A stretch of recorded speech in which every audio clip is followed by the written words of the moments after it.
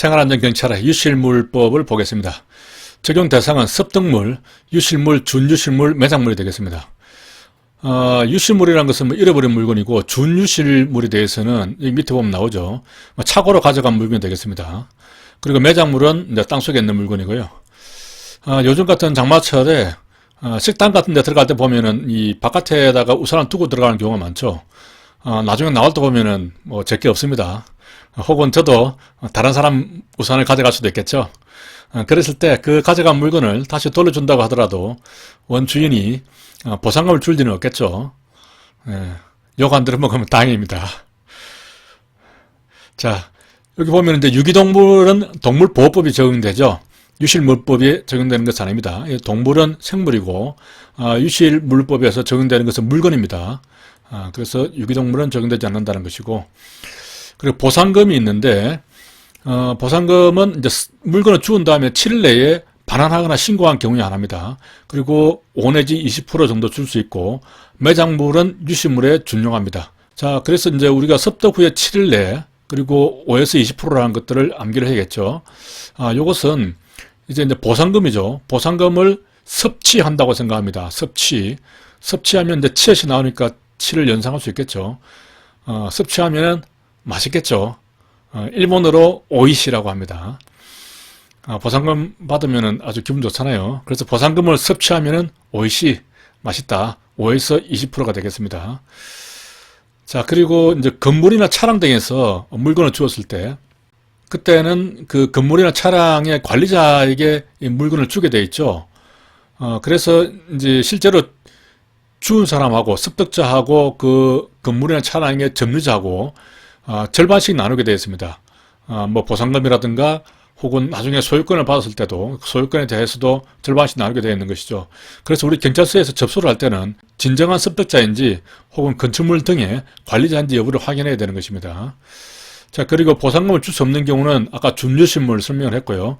습득한 물건을 실제로 습득한 게 아니라 횡령을 한 거죠. 가져가 버린 겁니다. 그래서 처벌을 받은 경우, 또 7일 내에 반환하거나 신고해야 되는데 그것을 하지 않은 경우, 한 가지만 더 추가를 해서 국가나 지자체가 습득한 경우, 이런 경우는 보상금을 받지 못하게 되겠습니다. 자, 유실물의 소유권 취득과 관련해서 주인이 나타나지 않으면은 공고를 하게 되겠죠. 그래서 6개월이 지나면은 그때까지 안 나타나면 최초 주운 사람이 소유권을 취득하게 됩니다. 그래서 습득자가 이제 소유권을 취득했는데 그 물건을 찾아가야겠죠. 근데 3개월 내에 그 물건을 찾아가지 않으면 소유권을 다시 잃어버립니다. 그리고 그 소유권은 국고로 귀속되는 것이죠. 이렇게 찾아가지 않는 이유는 그 물건이 그렇게 값어치 나가는 것이 아니라서 아마 그럴 가능성이 많은데, 아무튼 여기서도 이제 6개월과 3개월을 암기를 해야 됩니다. 그래서 소유권을 취득을 한다고 할 때 소유권이 되는 것이죠. 소유권으로 암기하면은 6개월 만에 소유권을 취득할 수 있다라고 연상할 수 있겠죠. 그리고 3개월 만에 잃어버리죠. 상실이죠. 상실인데 삼실로 생각합니다. 소유권 삼실. 이러면은 6개월 만에 소유권을 얻고 3개월 만에 잃어버린다라고 한꺼번에 암기를 할 수가 있습니다. 경찰 관서에서 습득물을 보관을 하다가 이제 매각할 수 있는 사유가 있는데, 그 물건이 멸실되거나 훼손 우려가 있을 때, 또 물건을 보관하는데 과다한 비용이나 또 불편이 수발될 때에는 매각해서 그 돈을 보관할 수 있겠죠. 다만 그 물건을 보관하는 데 있어서 경제적인 가치가 떨어진다 하는 이유로는 매각할 수는 없습니다. 자, 내려가서 실종 아동 등의 보호및 지원에 관한 법률에 대해서 보겠습니다. 여기서는 이 단어의 용어들의 뜻에 대해서 잘 알아야 됩니다. 먼저 아동 등은 아동이 들어가겠죠. 그리고 등에 어떤 사람이 들어가느냐를 잘 봐야 됩니다. 아동이라는 것은 실종 당시에 18세 미만 아동을 말합니다. 그리고 이제 등을 보면은 발정치입니다. 발정치. 자, 먼저 발달장애인은 보면은 이제 자폐성, 지적장애인을 말하고, 그리고 정신장애인은 이제 정신질환이 있는 사람입니다. 발달장애인은 이제 발달이 잘 안 된 것이죠. 특히 이제 이런 부분들이 발달이 잘 안 된 사람입니다. 그래서 발달장애인이고, 이제 정신장애인은 정신에 그 문제가 있는 사람이죠. 정신질환에 있는 사람입니다. 그리고 치매 환자. 이렇게 해서 발정치가 되겠습니다. 근데 여기에 보면은 이제 신체 장애는 없죠. 신체 장애인은 여기에 포함되지 않습니다.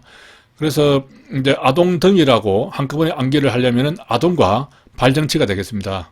실종 아동 등이라면은 이러한 아동과 발정치 이런 사람들이 약치, 유인, 유기, 사고, 가출, 길을 잃는 등의 이유로 보호자로부터 이탈된 것이죠. 그래서 양유유 사각길이 되겠습니다. 이렇게 해서 암기를 하시고, 자, 보호자는 친권자, 후견인, 기타 법적으로 보호 의무자가 있는 사람입니다.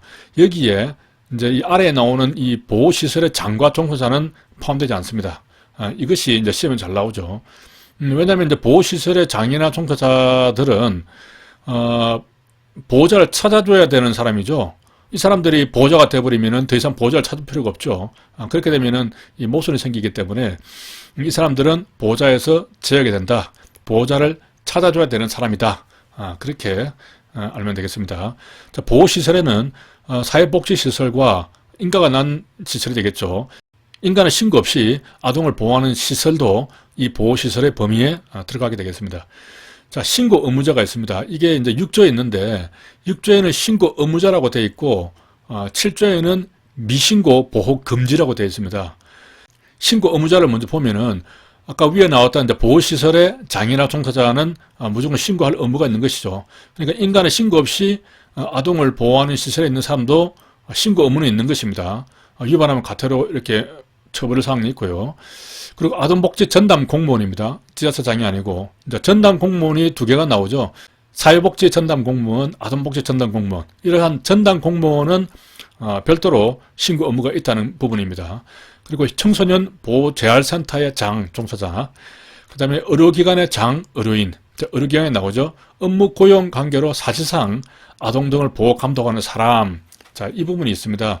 업무나 고용 관계로 사실상 보호 감독하는 사람도 신고 의무자에 들어가는 것이죠. 근데 이 사람은 이제 6조에 규정이 되어 있고, 이제 미신고 보호 금지에 보면은 실종 아동 등을 경찰 관서의 장에게 신고하지 않고 미신고하고 보호하는 것을 금지하면서 위반하면은 5년 이하 징역입니다. 이건 상당히 세죠. 자, 이 경우에는 위의 것과 비교를 해보면 업무 고용 관계로 사실상 아동 등을 보호 감독하는 사람은 신고 의무자가 되고 신고를 안 하면은 과태료만 물게 되는데, 자, 이 업무 고용 관계 같은 것이 없이 그냥 사실상 아동을 보호 감독하는 사람이 신고 안 하면 5년 이하 징역에 처하게 됩니다. 그러니까 훨씬 더 세죠. 뭐 예를 들면 예전에는 그 뭐 남의 집 앞에다가 아이를 두고 가고 뭐 그런 경우 있었잖아요. 그래서 그 아이를 거둬들여서 뭐 이렇게 잘 키우고 그렇게 했는데, 지금 같은 경우에 이제 그렇게 아이를 거둬들이려고 하면은 이 경찰서에 신고를 먼저 해야 되는 것이죠. 신고를 하고 나중에 정상적으로 어떤 입양 절차를 거치든지 해야지, 그냥 자기 집에 누가 애 두고 갔다고 그 애를 거둬들여서 키우면 바로 5년 이하 징역에 처해질 수가 있습니다. 자, 위치정보 남용. 위치정보를 실종 아동 등을 찾기 위한 목적 외로 이용하게 되면 5년 이하 징역입니다. 자, 위에서도 5년이고 여기서 5년이 되죠. 그래서 이 처벌과 관련해서는 미신고 보호했을 때의 미엄과 목적에 이용했을 때 미엄이 같이 들어가 있죠. 그래서 미엄은 5를 의미하기 때문에 바로 5년 이하라는 것을 연상을 할 수 있겠습니다. 자, 수사. 경찰 관서장은 실종 아동 등의 발생 신고 접수를 하면은 지체 없이 해야겠죠. 24시간 내에 이런 말 들어가면은 틀린 질문이 되겠습니다. 그리고 이제 관서장은 실종 아동 등 범죄로 인한 경우는 제외한다. 발견을 위해서 위치 정보라든가 인터넷 주소, 통신 사실 확인 자료 등을 요청할 수 있다라고 되어 있습니다. 근데 통신 사실 확인 자료는 우리 통신비밀법에 의해서 수사의 경우만 요청할 수 있잖아요. 근데 이 실종 아동을 찾기 위해서 이 통신 사실 확인자를 요청할 수 있나요? 할 수 있습니다. 어떻게 할 수 있냐면은 여기 이제 실종 아동법이 있죠. 실종 아동법 9조에 보면은 이런 실종 아동을 찾기 위해서 원칙적으로는 수사 목적으로 써야 되는 이 통신 사실 확인 자료지만은 이 실종 아동을 찾기 위해서 쓸 수 있다라고 법에 규정을 하고 있습니다. 예외적으로 이제 이렇게 규정을 하고 있는 것이죠. 위치정보, 인터넷 주소, 통신사실 확인 자료는 실종 아동을 찾기 위해서 쓸 수가 있다. 이 경우에도 범죄로 인한 경우는 제외 되는 겁니다.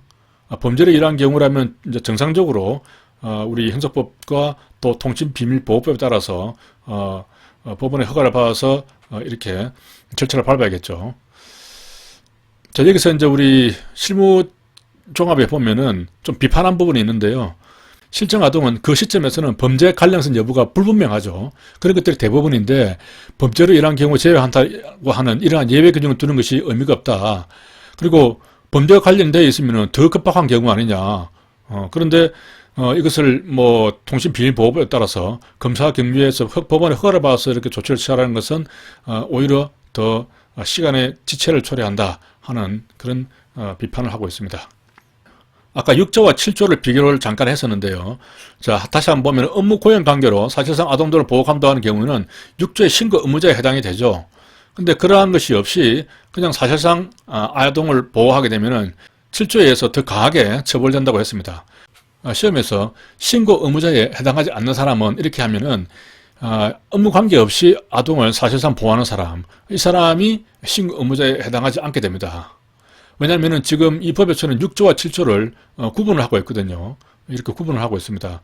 그러니까 저도 좀 이 부분이 조금 애매하고 이 사람에게도 신고 의무가 부과되어 있는 것이 아닌가. 왜냐하면 신고하지 않으면 처벌을 받으니까요.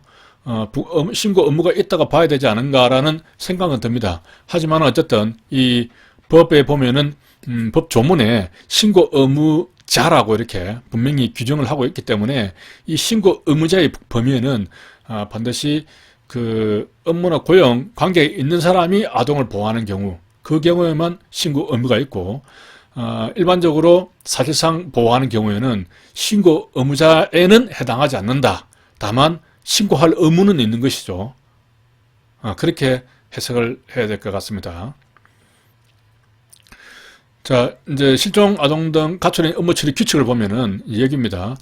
여기서도 그 용어들을 잘 확인해야 됩니다. 찾는 실종 아동 등은 보호자가 찾고 있는 실종 아동인데, 보호 실종 아동 등은 보호자가 확인되지 않아서 경찰관이 보호하고 있는 실종 아동 등이 되겠습니다.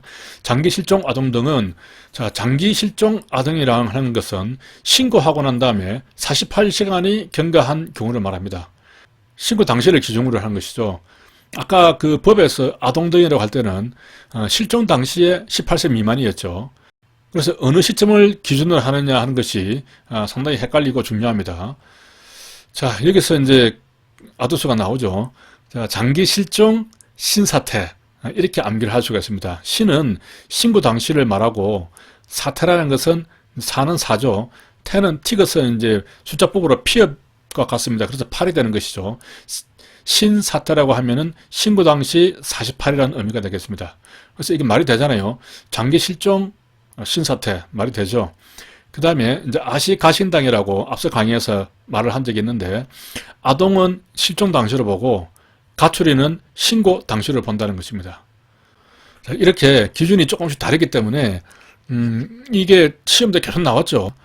다시 한번 하면은 장기 실종 신사태, 장기 실종 아동은 신고 당시 48시간 기준, 그리고 아동은 실종 당시 18세 미만, 가출이는 신고 당시 18세 이상이 되겠습니다. 그렇게 정리를 하고 넘어가겠습니다.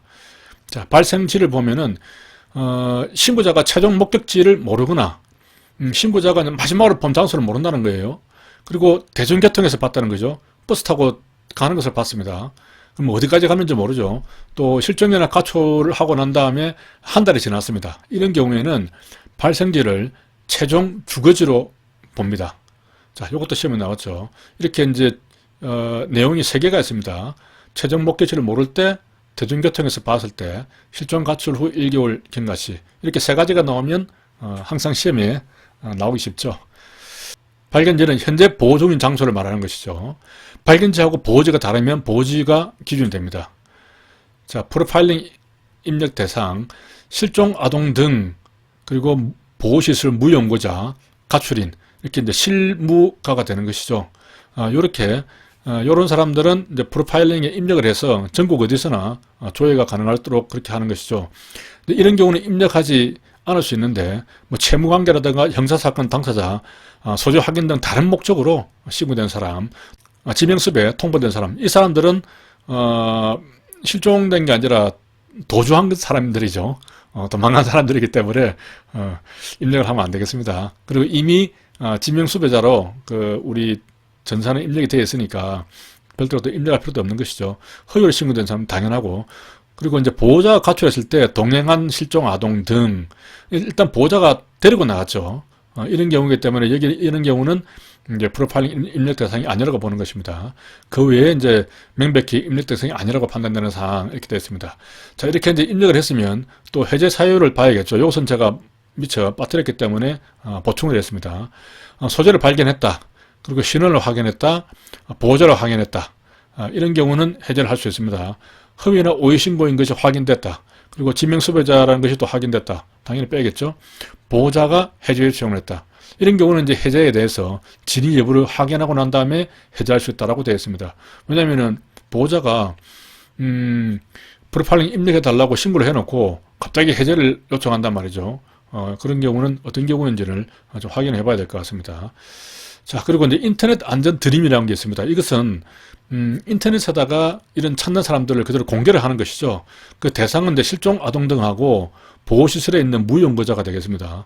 근데 가출이는 여기 입력 안 하죠. 가출이는 뭐 신고 당시 이미 18세 이상이고 그리고 스스로 집을 나간 거잖아요. 그러니까 사생활 보호가 더 중요하다고 보고 인터넷 안전 드림에 공개를 하지 않습니다. 자, 이 내용이 사실 중요한 내용인데도 우리 실무조항에는 없습니다. 그러니까 승진 대비해서는 별도로 암기할 필요는 없겠습니다. 자, 프로파일링 시스템은 경찰 내부망이죠. 우리 내부적으로 쓰는 망이고 인터넷 안전 드림은 일반인에 공개된 시스템이다. 자, 요것만 알면 되겠습니다. 승진 대비해서는. 기록 보관과 관련해서는 자, 발달장애인, 정신장애인, 치매 환자. 그래서 발정치는 나중에 수배를 해제를 하더라도 10년 동안 그 기록을 보존을 합니다. 10년 후가 되면 완전히 삭제한다는 것이죠. 또 어떻게 될지 모르니까 일단은 보관을 한다는 의미겠죠. 그리고 아동, 가출인에 대해서는 해제를 하더라도 5년입니다. 그래서 10년과 5년 이것도 잘 암기를 해야겠죠. 발정치는 짱이다. 발정치 짱. 그리고 아가 오는 아가 옷으로 암기를 하겠습니다. 여기서 발달장애인이 빠뜨렸기 때문에 다시 넣었습니다. 여기도 넣다 보면은 발정치 짱이 되겠죠. 우리가 정치 짱이라고 하면 상당히 건물급 정치를 이야기할 수 있죠. 적어도 뭐 대통령급이라든가 뭐 국회의장급. 그러한 발정치 짱인 사람의 아가옷이라면은 충분히 보관할 만한 가치가 있겠죠. 자, 그렇게 암기를 하면 되겠습니다. 여기서 짱이라는 것은 숫자법으로 10을 의미하죠. 자, 그리고 보호자에 통보하는 경우는 현장을 수색하고 나면 즉시 알려주게 되어 있습니다. 프로파일링에 입력을 했으면 한 달까지는 15일에 한 번입니다. 한 달에는 15일이 두 번 있으니까 두 번 통보해 준다는 얘기겠죠. 한 달에. 그리고 한 달이 지나면 분기별로 한 번씩 통보를 해주게 되겠습니다. 수색한 결과를 알려준다는 얘기겠죠. 자, 그리고 실종수사 조정위원회가 있는데 수색 중에 인지된 강력범죄 업무 조정을 위해서 서장이나 여성과장, 형사과장 3인으로 구성해서 어느 부서에서 이 사건들을 맡을 것인지를 협의하는 것이죠. 이때 이제 강력범죄가 어떤 범죄이냐 하는 것이 출제가 된 적이 있는데 살인 강도 변사입니다. 살강변, 약치 유인 체포 감금은 제외됩니다. 이런 것들은 이제 실종팀에서 해야겠죠. 이것은 너무 많기 때문에 여기서는 이제 강력범죄라 하면은 살강변 정도는 돼야 된다는 것이죠. 그래서 우리가 엄마야 누나야 강변 살자 그런 노래가 있잖아요. 살 강변이 강력범죄다. 그렇게 암기를 하면 되겠습니다. 자, 여기까지 하겠습니다.